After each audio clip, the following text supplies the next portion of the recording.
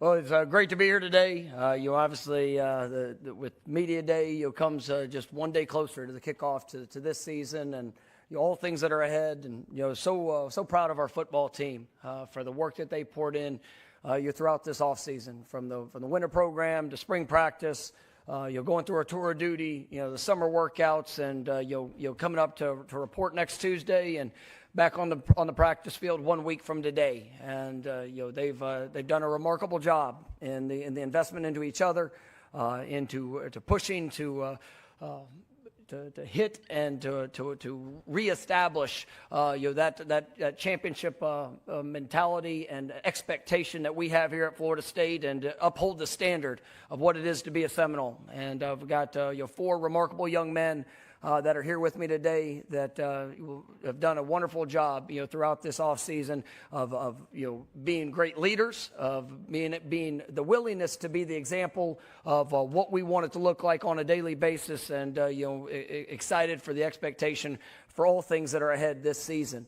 As we've gone into this off season, it has been about bringing that daily edge, that desperation to go win on a daily basis. And in everything that we do, from whether it is in the weight room, whether it was on the field, meeting room, in the classroom, we wanted that sense of competition. And we wanted every day, right, to see guys that are willing to rise to the challenge to be their best. And this football team has done it. Whatever we put in front of them, right, whether it was academically coming off our spring semester, we had the best team GPA ever in program history. Right, they answered the call when it came to what we wanted them to do academically. Whether it was in the weight room or tour of duty, we challenged them at new levels. Right, that it was probably some of the hardest workouts that we've ever had. Right, and to see those guys embrace that with literally with a smile on their face, knowing there was an opportunity to compete, to go get better. To see with Tommy Castellanos and Gus Malzahn. And this rebooted, refreshed, re-energized Florida State team knocking off number 8 Alabama. The first big field stormer of the year is underway. How good is it to have ball back, folks?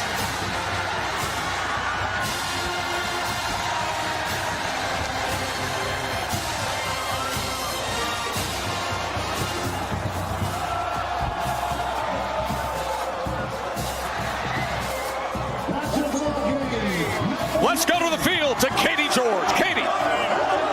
Coach Norvell, after everything your team has been through over the last 2 years, how rewarding is this? It's incredible.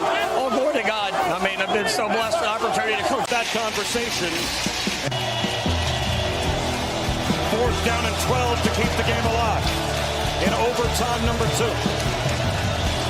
Here comes the blitz. Castellanos in trouble. Heaves one towards the end zone. Intercepted! It's over! Virginia has done it!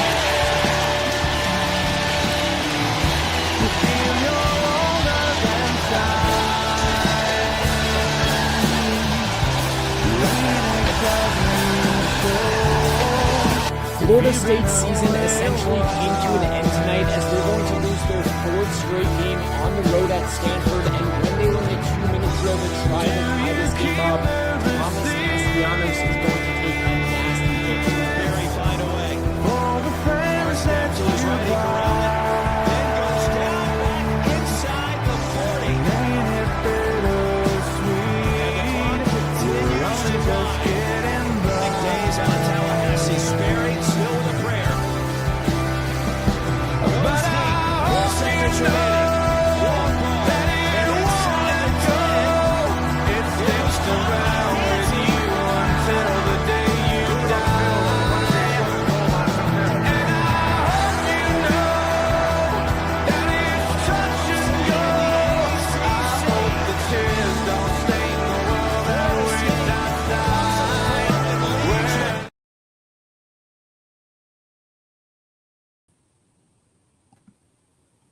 All right, folks. Welcome to our special report.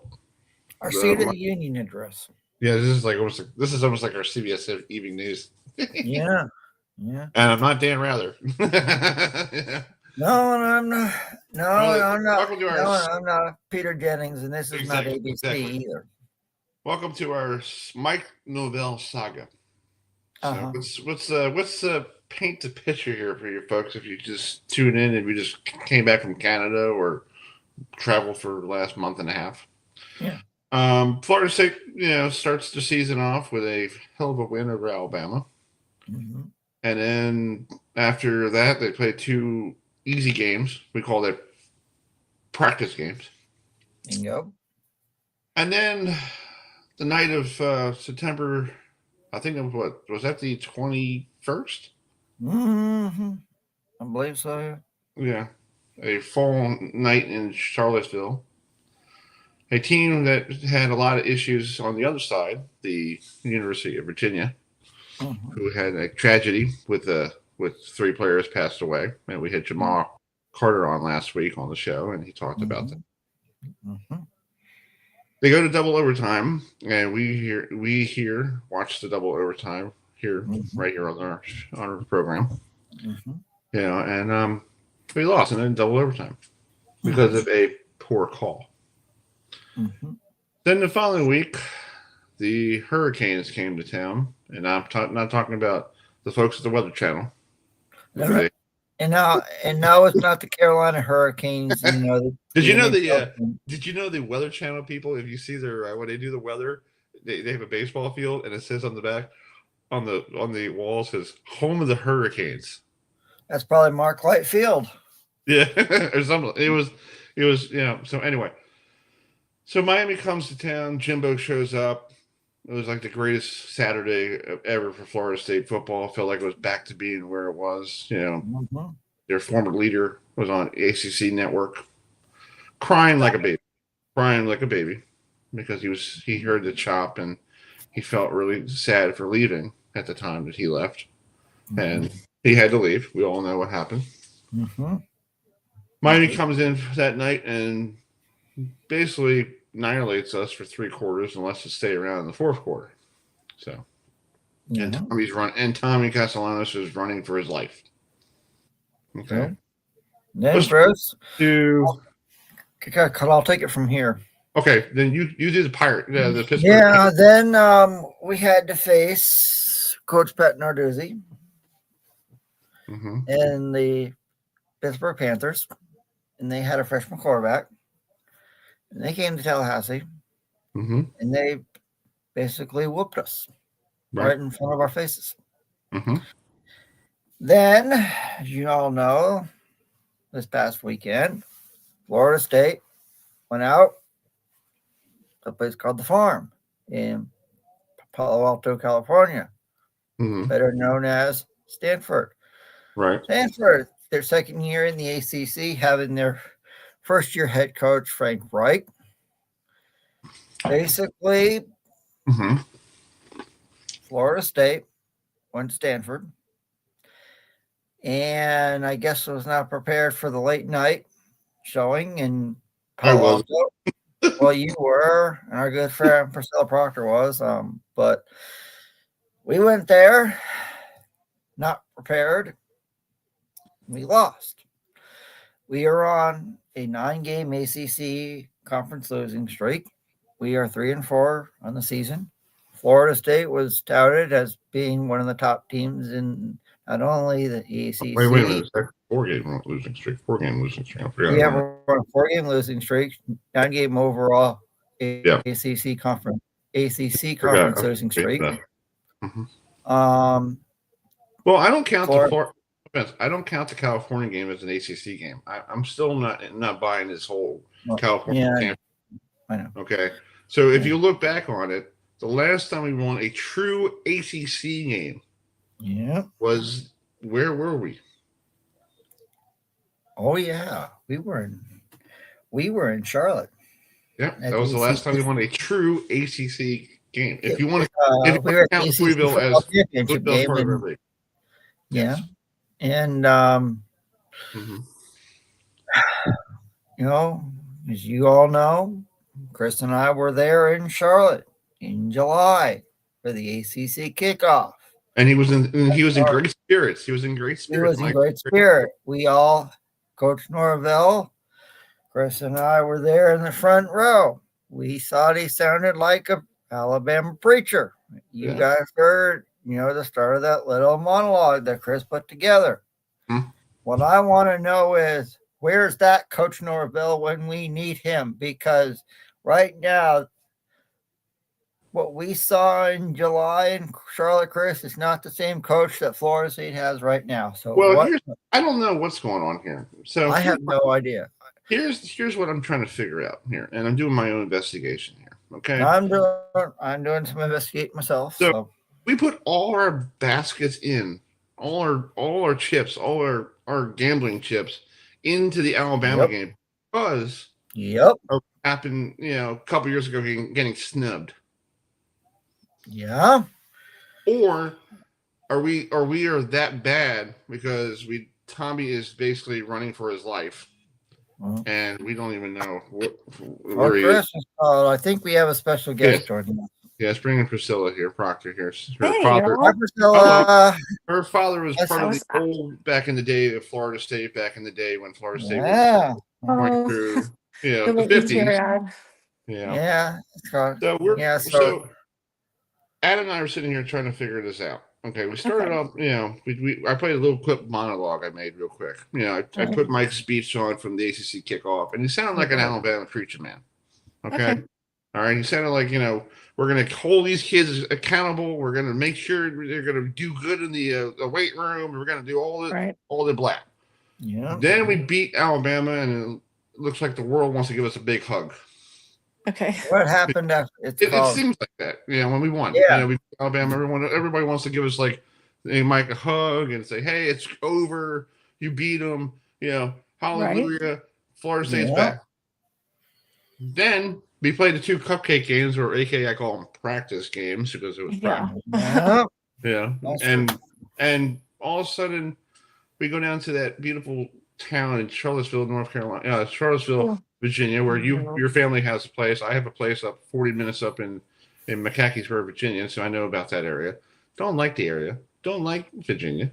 I feel like they're snobs because they're all preppy kids from Gilman and Boys Latin here in Maryland, all the preppy schools. And we get down there and we overestimated the Cavaliers. Didn't think they were going to give us a problem on a Friday night and had to go double overtime and lose because of a bad call. Right.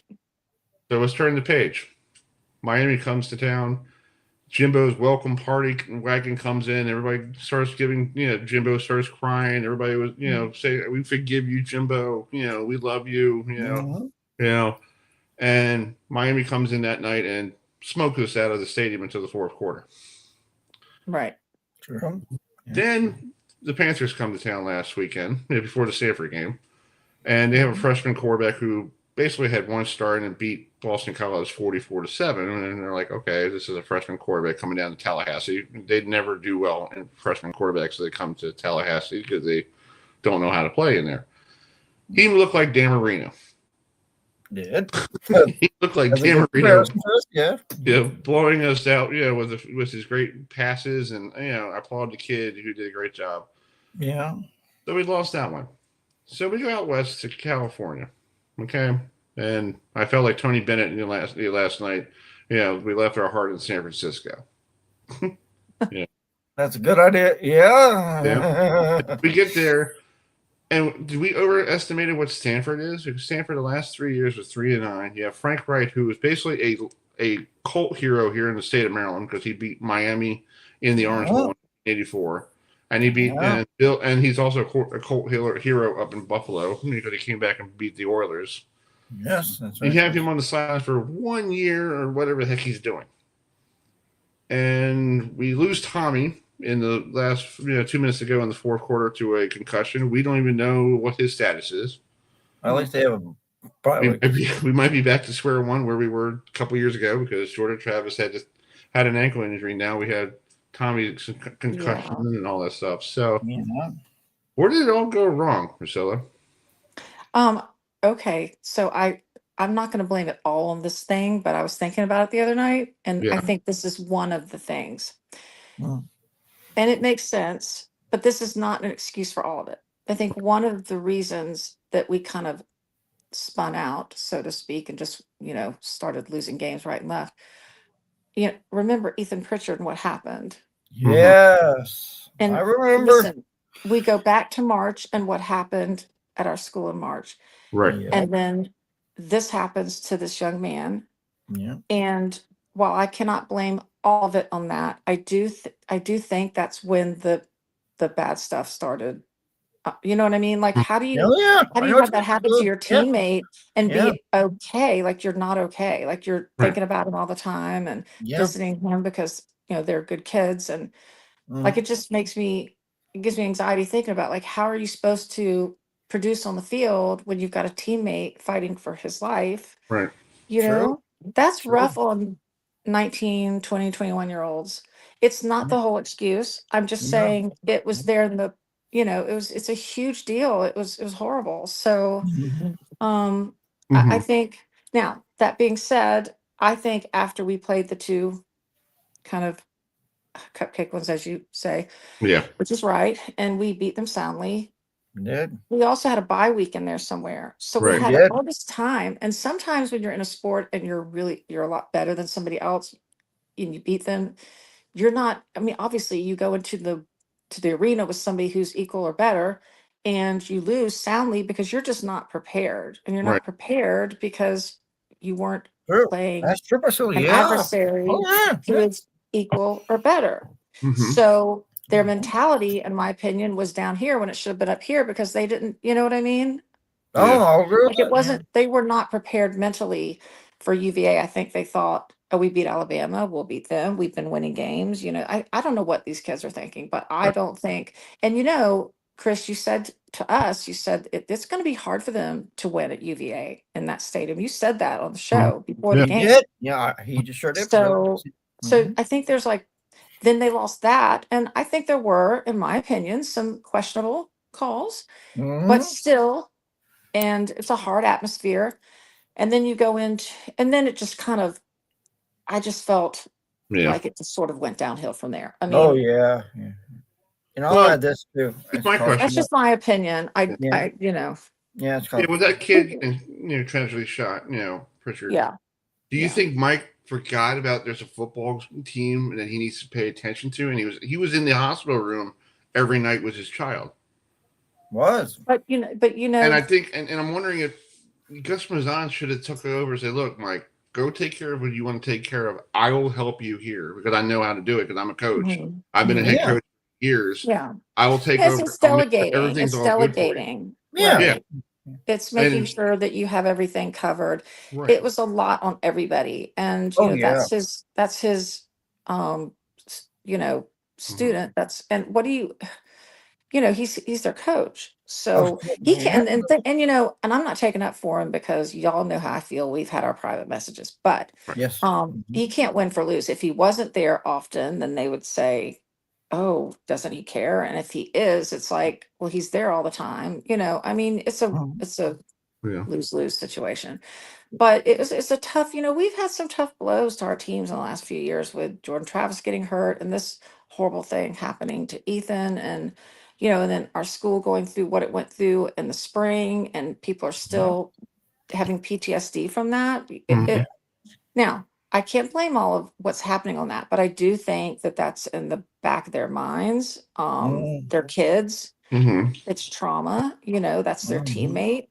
And we just had what happened in the spring. People are still dealing with that mentally. Oh, And yeah. so I don't think it helped to have a schedule like we did where we went 2 easy ones and a bye, and then we just were so unprepared. Right. Oh yeah. Well, here's We the were other so thing. unprepared. Do we still? I tried. I don't want to make this as a problem, but do you feel like that Mike's still having some effect from that Orange Bowl? That it still lingers? Like when you have stuff in your family, like a tragedy in your family, it Mhm. stays around for a while. I can attest to that. It does. Yeah, Yes. and I I've can been attest here, that my too. family and everybody else's family, and people who probably out there knows what I'm talking about. It Mhm. lingers. Mhm. Yeah. Like it's like it's gone, but it's not gone. Right. Oh, yeah. It's never gone. And then Okay. if people start bringing it up again, his mind still goes back to what happened. With Jordan tearing his ACL and and not playing the rest of the year, and then we had we beat Louisville, and truthfully, that's our last true ACC win if you want to look at it, because Yeah. I don't tell California you're not ACC. Yes, you're in our conference, but you're still to me Pac-12.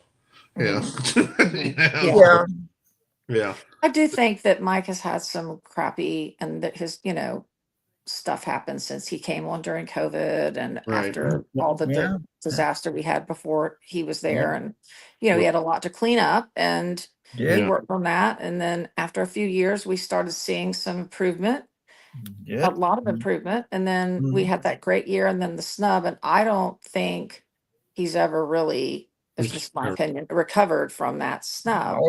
And I said this last year, whatever. I think it's even the newer players, it's in their heads. Like, if you do everything that you're asked to do to make it to a playoff position and you still get kicked out or not invited, what it's like, what do you want to play for? Why are we out here? Like, it's great that we're winning the games, that's fun and everything, but there's an end goal to this, and that's to make it, that's to win our division and then hopefully make it to the championship. But if you do everything right, even with all of your quarterbacks, and you get to that point and they are like, nope, sorry, no prize for you. I mean, Oh, yeah. Yeah. Well, I feel like, to me, and at some point we have to get past that, but it's still, I don't know, maybe we need some fresh, what I mean? Yeah, I feel like, and nothing against Mike. Okay. No, he's a great guy. It seems like. Oh, yeah. Oh, yes. Nothing against Mike. He's a great gentleman. Yeah. I enjoy talking to him in Charlotte. Great personality. Like, I was thinking about yesterday, about the first time that we were in Charlotte for that ACC media dinner, right, Adam? And remember and we were at the bus lot. Okay, waiting for our bus to get back to our hotel. We took a bus. And we saw walking up the one side of the street of Charlotte was Mike Norvell, Jordan Travis, and Jared Versa, and I think somebody else. Yeah. And I said, "Hey, they Coach." Went to Ruth Chris Steakhouse. They went to Ruth Chris. Said hi. We sat on the corner and talked to him for 15, 20 minutes, like we're like neighbors. Yeah, I was like, I saw him the next morning. Florida State. I was like, and Priscilla, I got to say this. This is funny. So I saw him the next morning. I go, "Hey, Coach, who paid for dinner last night? Is that an NCAA violation?" No. He turned around and looked at me. He goes, "I'm not telling." And that was the great personality he had. Yeah, it was a great personality he had. Yeah, it's so sad. He seems like a really good guy, good family man. He seems to really care about FSU and the players. It's just a really awful situation that we're in right now. I don't know. Okay, what do y'all think is happening? I've told you what I think is happening to a degree. I think there's more factors involved. Oh, and I have one more thing. I think it's just my opinion. You cannot keep you got to recruit out of high school better. You can't keep pulling together teams like a patchwork quilt, out of the portal and just sort of. Well, that's the day and age. It's not like the days when Bobby went to your son's house, right? Or your father probably did the same thing. Recruited players, went to their people's houses and said, they don't do that anymore. I heard this. Now that you say that, I rarely see pictures of them visiting them at their houses anymore because it's all about the portal. Yeah. And but you know what they do now? And I heard this the other day about the Maryland people, okay? The athletes, instead of going to the school and talking to the academic advisor and this is what they want, now they go right to the coach's office, goes, $6 million. You had it? Oh gosh. Yeah. What the dude? Yeah, that's what they do now. Dude. They don't care about education. They care about how much are you going to pay me today? And that's why, no offense to Carson Beck, I'm glad he lost. Okay, because he's I was surprised to see Louisville beat Miami. Throwing 4 interceptions that cost Miami $1 million every time he threw an interception. Yeah, Like I have a Miami friend, and after we lost to him the next day, he sent me the "Rock You Like a Hurricane" YouTube video. I'm like, you're so funny. But then they lost, and I sent it right back to him. yeah. There you go, Brazil. I Yeah. talked to my It's brother like, Will, my brother Will's a Miami Hurricanes fan, and I talked to him the Yeah. other night. He goes, we bleep and stunk. I was like, yeah, we did. We did yeah. it. I said you had And I two. think it You has something to had do. is two it? bye weeks in one game. Why? Who made Yeah, up? and I think playing on a Friday night. Mhm. You It's look at some bad. of these ACC Friday night games that Mhm. the conference has had. I don't think teams are prepared to play a Friday night game because if you look, college football is always played on a Saturday, so it's like you have to get your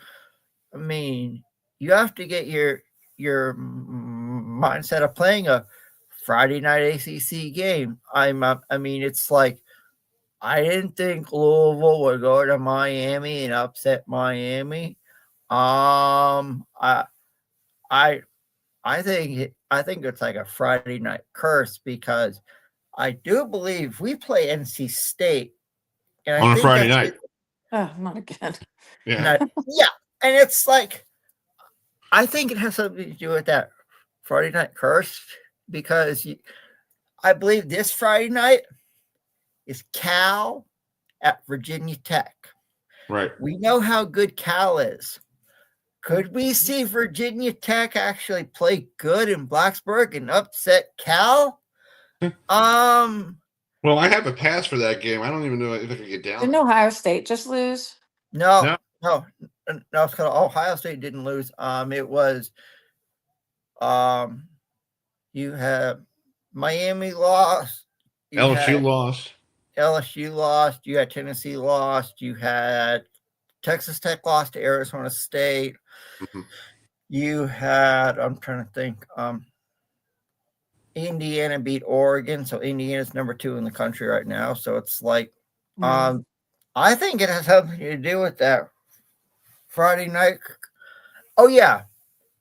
I want to talk about what our AD said.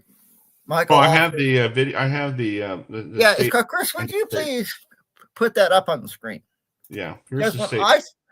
I saw this morning because I was coming home. It's called I was at a NASCAR race this weekend over in Talladega, Alabama. When I saw this morning on my Twitter page, I was like, "What the?" Let's read this here. Okay, Florida State football benefits the unmatched passion and support of the entire family, and a commitment to our football program is unwavering. We rightfully have high expectations in everything we do to represent Florida State in the manner that we built our reputation of one of the college football best programs, cultivating extraordinary groups of supporters nationally and globally. We will embrace those expectations while also sharing the deep disappointments and results on the field or shortening of the standards.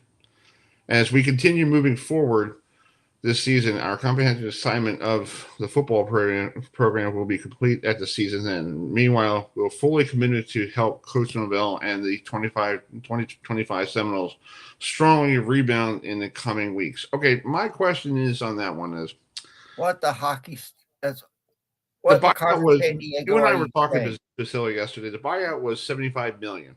Do we have $75 million? I think can we call Ron Santos and ask him, can we get a loan?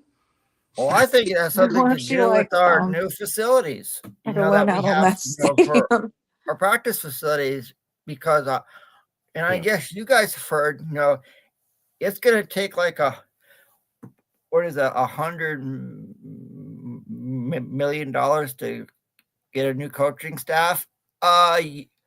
Okay, so who do you bring in to replace Mike Norvell, Tony White, and Gus Malzahn? What's wrong with Gus? Isn't he doing a pretty decent job?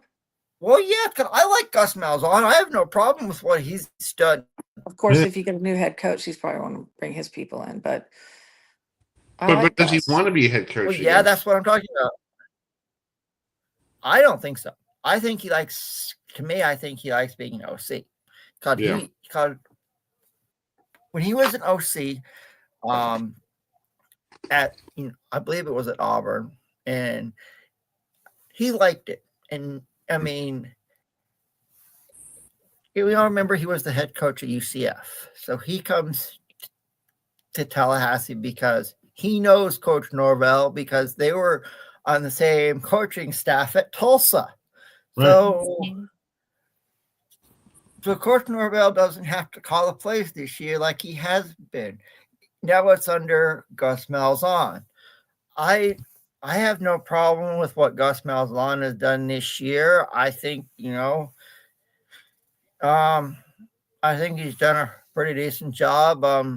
Tony White coming over from Nebraska, everything we all heard, he was a spectacular defensive coordinator at Nebraska the last few years, and he's come over here now. It's like, Tony, you're not in the Big Ten. I'm sorry, you're in the ACC. You're like, the Big Ten is up there, and the ACC is like toward the middle, and it's like, yeah, you let teams score 55 points on you, and you let teams score 38 points on you. It's like, that's not getting the job done. So I have no clue what to expect next from him. Yeah, let's bring in TJ to join us here. Hi, Hey, TJ. This way. Hi. How are Hey, how's you? it going? I'm Not good. bad. Good.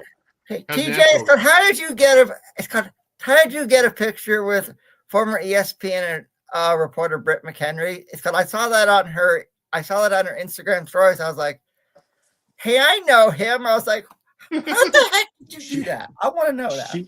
Yeah, I've known her for a little while, just from different sports stuff. But she was with some friends at the FSU Virginia game in Charlottesville. So that's how you. Cool. Yeah, Man, and so lucky guy. I looked over the bar where we Yeah. were, and I saw her standing on the other side, and I was like, oh, no way, that's who that is. But she was with a bunch of friends, so I didn't want to bother. So I was like, Yeah. she kind of walks the other way at one point, and I was like, hey, Mhm. What's going on or whatever. And so she's like, I can't believe you're here. And I was like, yeah, I go to a lot of the games. So yeah. That said, is everybody in a bad mood right now because of today's news? Yeah, we were just discussing that, TJ. I was like, I'm thinking like, what in the Carmen San Diego is going on in Tallahassee? Yeah. Yeah, I don't know, man. It's frustrating.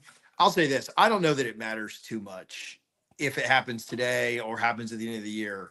But I do think what we know is that it needs to happen by the end of the year. And Right. so hopefully that does happen. I've heard some different, just kind of rumors or thoughts on like why it hasn't happened yet. I think that there's, I mean, maybe they don't have the money ready, but I don't know if that makes a lot of sense because you're going to have to pay them. You're going to have to pay them one way or the other. It doesn't really matter if you have the money or not. So I don't know, man. It's just I think Mike's a fine guy. I'm not wishing him ill or anything like that, but I mean, at the end of the day, he's not cut out to coach here. And I think we all kind of realize that at this point. Yeah. So I think the firing him now would just kind of give the fan base a little closure, and it doesn't seem like that's what we're going to have for at least the next 6 weeks or so. Well, TJ, that's true, TJ, here's my problem: is he lost the locker room because you see the reports come out of Stanford that the players started mocking him after the game was over. Let's go climb or something They're making fun of him in the locker room. Plus, he had that problem with Joseph on the sideline that looked like he brushed past. Joseph brushed past him, and he got angry and went into his face, and and all that stuff. It's self-destructing, and now we have a bye week, and you're going to take on a Wake Forest team November 1st. We don't even have a quarterback because Tommy got knocked out. I about that. Yeah. So you would hope that with a bye week, you'd hope with the bye week he'd have enough time to get back, but who knows, man? That hit was insane. He was concussed, I'm sure. But yeah, I mean, once you lose, you've already lost the fan base, you're losing the donors, and then when you lose the locker room too, that's most of the time why they make a change in season. And look, I don't think it really matters when they make the firing, as long as they make it. But is it the best situation for the players to have a coach that you no longer respect. And maybe they wouldn't respect Tony or Gus or whoever they bring in, otherwise either. But I do think that is a big question that you'd have is once the locker room's been lost, what's even the point? Right. Yeah, well, what I want to know is who would take over as coach. It's called if Mike Norvell, were to get fired. Who do you guys think would be our next head coach? We all know. I don't think it. Dan Franklin at Penn State would make no sense. No. I don't see Mike Gundy. I literally. I don't think Nick Saban would coach Florida State. I think he's happy. I think this guy. Bob Stoops. Oh, you mean Brett Venables? It ain't. Because here's the thing. Bob Stoops and Mike Stoops, his brother, they know Bobby Bowden, they know Florida State football because Mark was, his brother's coaching at Kentucky. He's the head coach. He was Bobby Bowden's / Jimbo's offensive coordinator. So he knows what Florida State is. So, but here's the thing. How are you going to get him out of the XFL or whatever the United States Football League and say, come to Tallahassee, here you go? What I think is tough about Bob is just he's so far removed from the game. Right. Oh, it's been so long. And even Mark at this point, Mark hasn't even – I mean, he's struggling right now. And so, he's a dumpster fire in Lexington. He's trouble. Yeah. And James Franklin needs, he came on ESPN on Saturday. I was watching on game day. And he needs to take a time off and figure out what his coaching style is. He's not going to rush into, yes, if he wants to rush back in, he could do Florida or whoever wants him. But, he said on ESPN that he wants to take some time and figure out his coaching style and what needs to be adapted to the new ages college football. Because whatever he was doing at Penn State wasn't working. Yeah, right.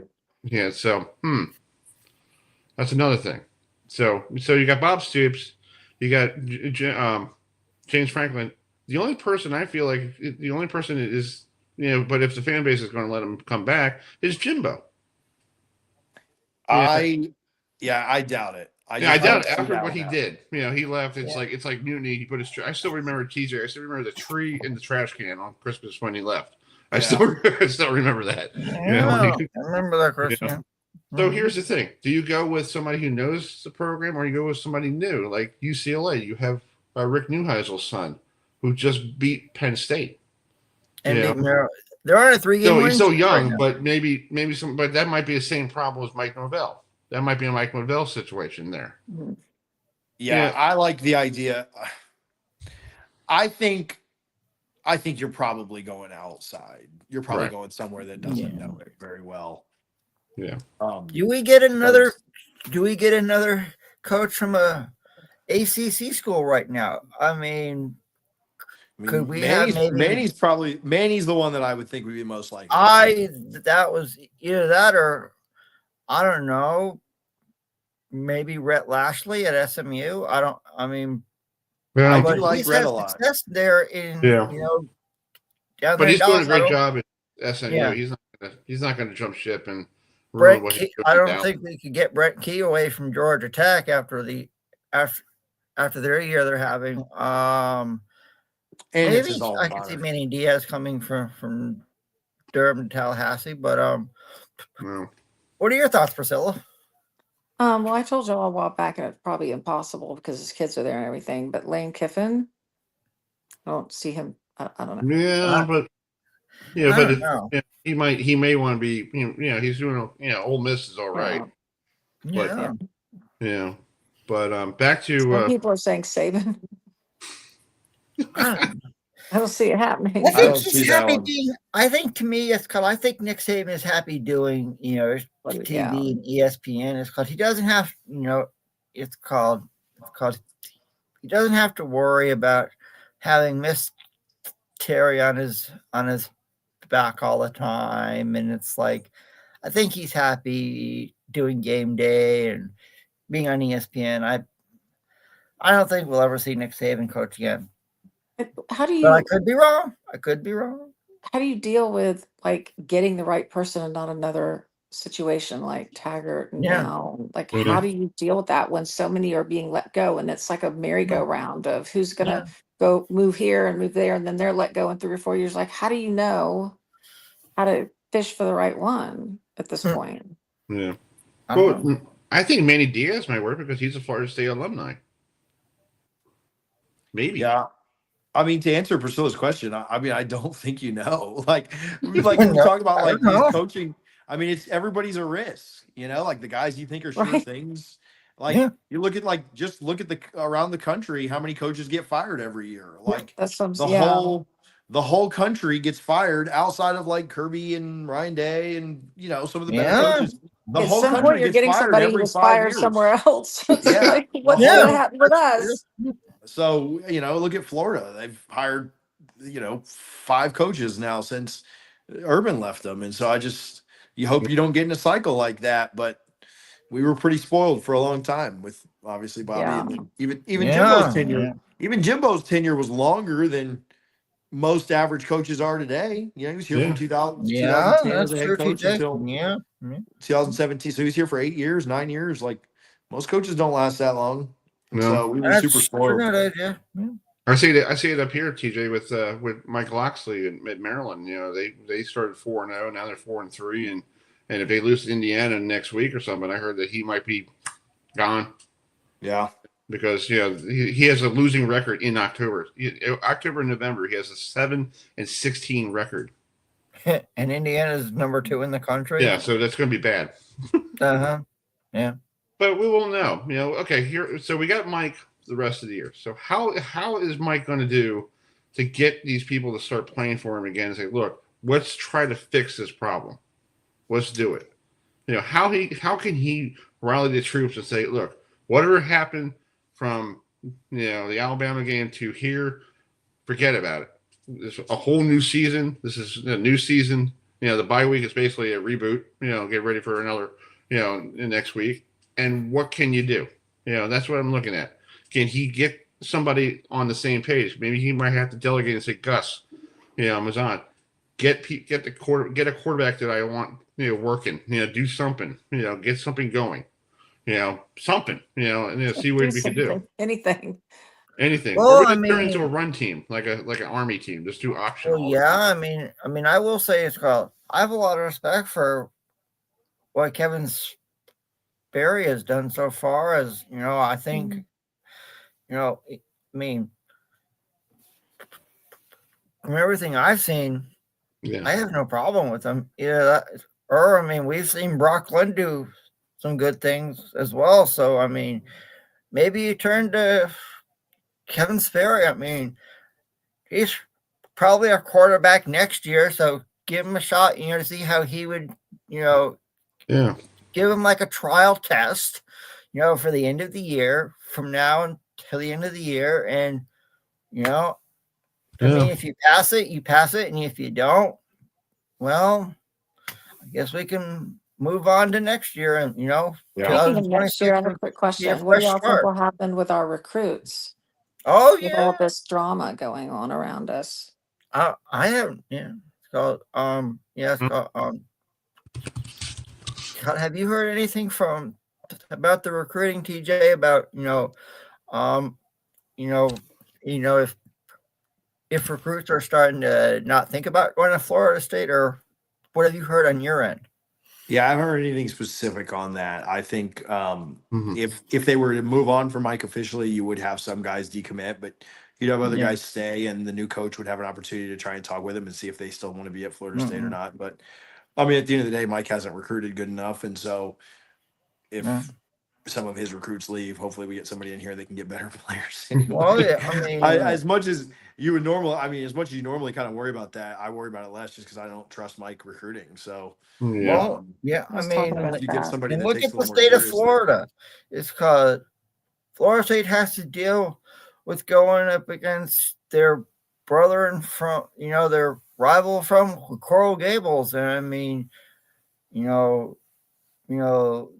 and plus, you also have Central Florida, South Florida, FIU. Back in the day when Florida State and Miami were going, you only had Florida State, Miami, and the Gators. You don't have all these other teams now in the state of Florida. You're literally trying to get them away from those schools to come to Tallahassee. Back then, it was like easy to say Florida State or USF. You got USF.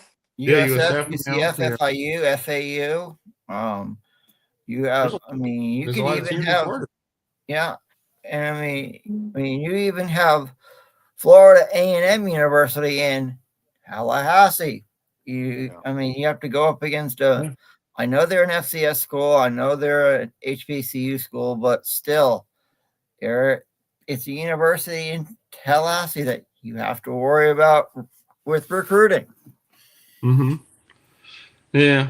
So I don't know. So TJ. So what do you, like I said earlier? What can Mike do to get the players to play for him against Wake Forest, or is this going to be a disaster on prime time next week? I think, man, I don't know. I don't have a great answer to that. I mean, you'd hope that they care enough. Yeah. But like, that's why he's getting paid $50 million when he leaves here, is to figure those things out. I don't know. Right. Once you lose a locker room, it's like, have you ever had a boss where you finally just got done with him and you were like, I'm out? Yep. Did that boss ever win you back? So I mean, it's the same thing. Yeah. So I don't know that. That's a really good question that I don't know the answer to. Yeah. TJ, when do you think and why this went awry? We were talking about that before you came on. Like, I we think came in, we beat Alabama, we beat the two little smaller schools. What do you think happened? I think that the biggest issue for this season, anyway, is when Tommy got hurt. I think it was in the Kent State game. Maybe it was the East Texas A&M game, but he banged his ankle up, and his explosiveness, being limited, was a big deal. It makes Gus's offense not as explosive because they need the quarterback run. Tommy ran so well against Bama. That's just one thing. I think that, getting a big head and kind of, maybe reading your press clippings a little bit after the first few weeks probably played into it too. I think just getting film on the defense, you've had some injuries too. So it's not one thing, it's a million little things. But to me, the biggest thing is probably Tommy's little injury. Cause like the offense just doesn't look as good, right now. And also having a as teammate, it did. Ethan Pritchard, have that happen to him. Yeah, mentally and emotionally. Right. A pretty big Do you deal think, for sure. DJ? Do you think that Mike? Because I heard stories Mike's been in the hospital with him all the time. Did he forget that he has a football game he has to get ready for? You can take care of a child, but you got to realize you're a job to do. And I feel like they should have delegated a little bit more and said, Gus from Mazan should have said, look, Mike, take care of what you need to take care of. I will help you get things ready to go, and it won't be a problem. But I don't know if they're doing that down there. Are they delegating each other? Yeah, I mean, I never, because it's so traumatic, and he went during some bye weeks and stuff. I never have a problem with him sliding by. I'm sure he's there for 15, 20 minutes. It's not a huge time. But yeah, I don't know, man. They're a mess right now, and they've probably gone too far to where it can't be fixed until they make a change. But it's unfortunate for sure. Yeah. Well, this is the first time I was like, after the Stanford game, I stayed up and watched the whole game, and I turned to my girlfriend Nicole and said, Mike has to go. Yeah. And I think most feel that way now. TJ, you and I met him at the ACC kickoff. He's such a nice guy, and I feel so sorry for him, but you got to go, dude. He's going to make part of me does feel bad anytime somebody fails at something. Yeah. I would fail at a lot to make $50 million. So me too. That's probably where most of my sympathy stops. And it's like TJ. Yeah, it's called I guess you've heard this too. It's going to take about $100 million, to get a new coaching staff down there in Tallahassee. So it's like we don't have that kind of money right now because of what we did to Doak Campbell Stadium, new athletic facilities, and it's like you might, somebody. So it's like I don't know where they're going to get the money to get rid of them because Yeah. Well, we'll figure it out. We'll find out. We'll see what November 1st comes along, and we got a whole month of November. We'll forget that October. October terrible. Let's get it out of our system, and hopefully November, and we'll see get better. We just need 3 more wins. That's it. That's all we need. Bowl game. That's it. Yeah. Well, TJ, I appreciate you doing this from Nashville. How's Nashville tonight? What have you guys been doing over there? Oh, just hanging out, man. Not doing much tonight. That's cool. It's get back to Music City and go write a song, and you might make some money off it. It's called go have some Nashville barbecue for us while you're there. Will do. Thanks, All guys. right, buddy. I appreciate it. Jay. We'll talk to you soon, bud. Nice to see you. Yeah, always. All right, see you. Bye. All right, it's TJ Pitchler, who from whatever his podcast is. What is it? Double fries, no slaw. Okay. Double fries, no slaw. Yeah. Yes. He's a good guy. Yeah, he's a good guy. He is. I have a lot. Hey, that was very nice of him to come from Nashville. On his, it was just. That was nice. Yeah. Yes. That's very very nice of him to do that. I appreciate him. Yeah. So. Well, anyway, so we got the month of November. We got Wake Forest next Saturday night at 7:30. I have a quick question. Yeah. Does anybody feel like, this is really kind of silly to ask, but I'm going to ask it. Does anybody feel like there's like chestnut checkers going on and there's more than we know going on behind the scenes? Well, I was trying to There's get always something that we don't know going on, but you get what I'm saying. Yeah, I was trying to get Pete the Greek on. Our friend Pete, who is a Seminole booster, and I guess he's still in transit. He's flying back to Fort Lauderdale for something, and he got delayed because of the windstorms up here in the Northeast or something. So we'll get him. We'll try to get him on tomorrow night, or we'll try to get him on another time. But he could probably give us some insight what's going on. Oh yeah. I mean, it's like not something like I don't want him to spill the beans, but if you could tell us what's the problem, because I mean, it's like there's probably something going on behind the scenes. So what you said to me last night that the AD stayed back in California and flew back home yesterday afternoon. Mm-hmm. So that's alarming too. So why are you staying back in California? Why do you think that's alarming? Because if you care about your team, you'll be home with your team and what's going on. Right. Yeah, you don't sit back. I wonder why he did that though. Yeah, you don't sit back in California and go, I was reading yesterday. I was reading yesterday that when I saw the last name of Norvell being fired, I was like, ooh. That's his brother. That's actually his brother. You mean Jay Norvell? You mean? I think so. You mean the former head coach at Colorado State? Really? Yeah, I think so. I think when I saw that, I was like, "Is that black smoke I see?"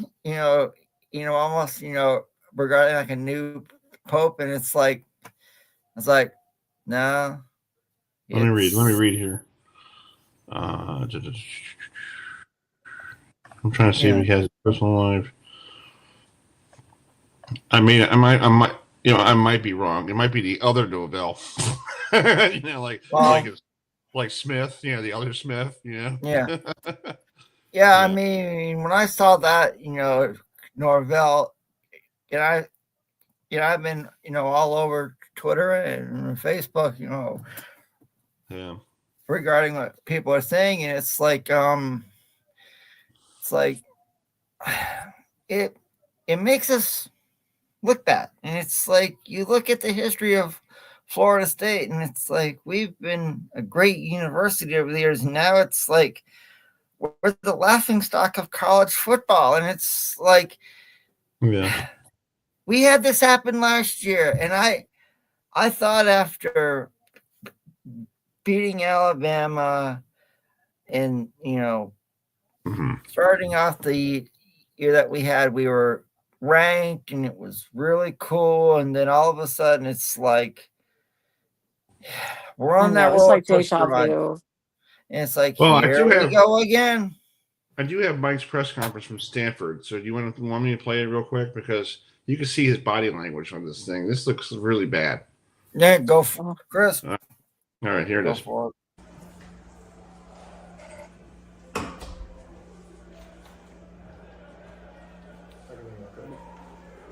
All right, just to start off, as I just told the team, didn't have them ready to play tonight, and unfortunately, all the things that we knew that it would take, and as you take a long trip and coming off some disappointing results here these past weeks, we needed to come and we needed to play with tremendous energy, effort, but critically just discipline, doing the things that we needed to do, from assignment, obviously technique fundamental, but then playing with discipline out there on the field, and we didn't do that. We had 13 penalties tonight. Had multiple missed opportunities. That all goes on me. I mean, at the end of the day, we made this trip, and what we just watched on that field was not was anything towards what we invest in work and pour our time into, throughout, whether it's throughout this week or throughout an off season, and just everything that I want and that this program needs to be, and that did not show up tonight. So it was beyond disappointing. We had opportunities. There were things that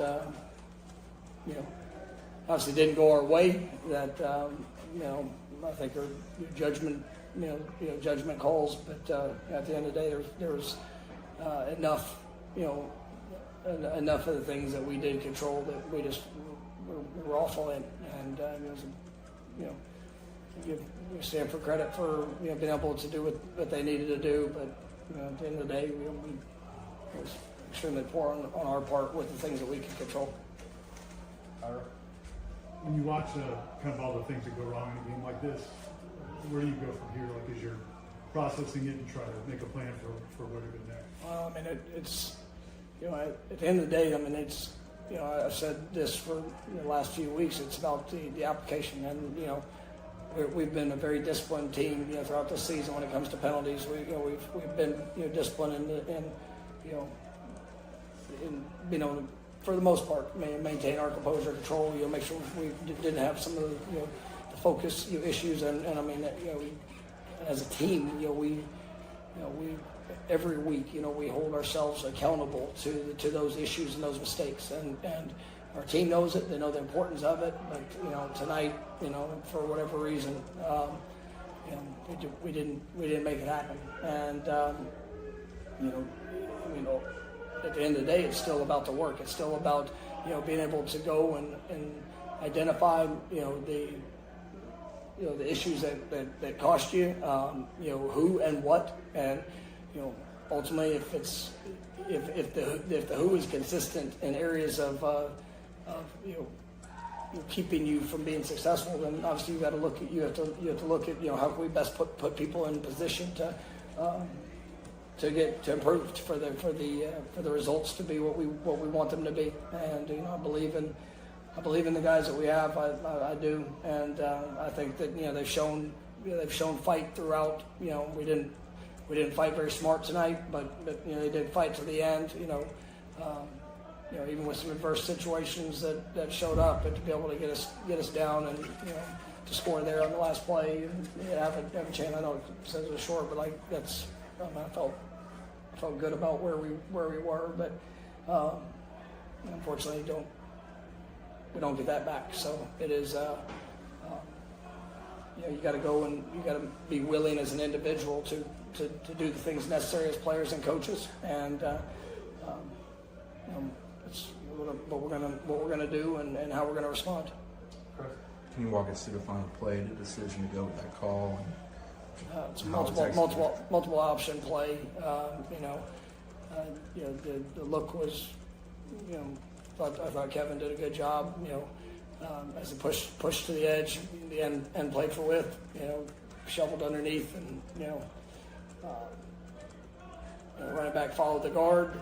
I thought was laying on the guard, and continued to get pushed to try to get himself in. So.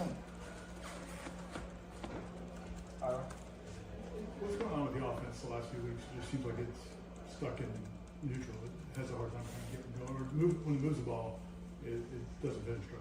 Yeah, I mean, we've had some, like I said, we had some missed opportunities, some times of penalties, we've had some drop balls. Sometimes we were trying to force things that maybe didn't need to necessarily be forced. But there's been a lot of good things that our offense has done. Obviously tonight was not not the performance anybody expected or what we're used to or accustomed to. But there have been a lot of good things that we've been able to do. Last week in the second half, obviously, due to some injuries and things kind of stalling out, that was a big hurt for us. And then tonight, I think a lot of self-inflicted. Stanford tried to bring different pressures, but we had opportunities, and we put ourselves behind it some, and then we just missed some of the others. So. I thought it was just a night that we struggled to get into rhythm, and obviously just did some uncharacteristic things from what we've seen over the last 6 weeks. I'll say this: we've had a lot of penalties the last few weeks, and some of them, I think that's one thing that's hurt us is having 10 penalties a game, 12 penalties a game, because those penalty yards rack up, and that gives our opponents easier shots to go down the field. So I think the one thing we need to do is control our penalties, not have stupid penalties. We've had some on the offense and especially defense, and that it's 15 yards. It's like you could have our opponent say in our 30-yard line, pass interference, 15 yards, first down. Well, now they're at the 15-yard line because of that. So I think one thing we need to control is our penalties. Would you agree, Priscilla? Yes, I would definitely agree with that. Also, it'd be nice if some of the calls, and we got ourselves in those positions, were not so crappy. We had some crappy calls. Yeah. But that being said, you don't want to get in that position where you're in that position where that could happen and you lose a game if you were already ahead and you get that. You know what I mean? Yeah, and I think this year it's called. Yeah. And I think, and to me, I think this year some of the referees in the ACC, they have called some stupid penalties, and it's not just us. I've watched they've called stupid penalties on a lot of teams, and it's I think there are times that the ACC refs don't want us to win. So yeah, I've said I would rather play under an SEC ref than an ACC ref. Yeah, and it's I will say some of the SEC refs this year haven't looked the best either, from what I've seen. So it's I think another thing is the refs, because some days I don't think they want Florida State to win. I feel that way too. So yeah, but and then you get to the end of the game and you could have it go your way, and it doesn't because of a call that so many people were like, that was totally in or whatever. I mean, so many people, but the game's over. It's been won by somebody else, and there's nothing you can do. And had you been more ahead, you know what I mean? I'll agree with we should never be in that position. I agree. Yeah. But I'm so tired. I feel like there was something on UVA. There was one Stanford. Oh yeah, a week ago back to UVA, Miami. So mad about that. Oh yeah. Yeah, that's true. All right, guys. Well, we're gonna wrap it up here, but okay. Good seeing y'all. Wish it were under different circumstances. Yeah, it's circumstances beyond our control. Yes, we have a week to get better. Hopefully, next Saturday at 7:30 against Wake Forest. So. I hope Tommy's better. I mean, even if we use Tommy's better too. So. All right, guys, we're gonna wrap it up here, but we'll see. Good to see y'all. Thanks for having me. Thank you. It's always good. I say bye. Bye. See you, Priscilla. Yeah. Priscilla Proctor. I always enjoy Priscilla. Yes.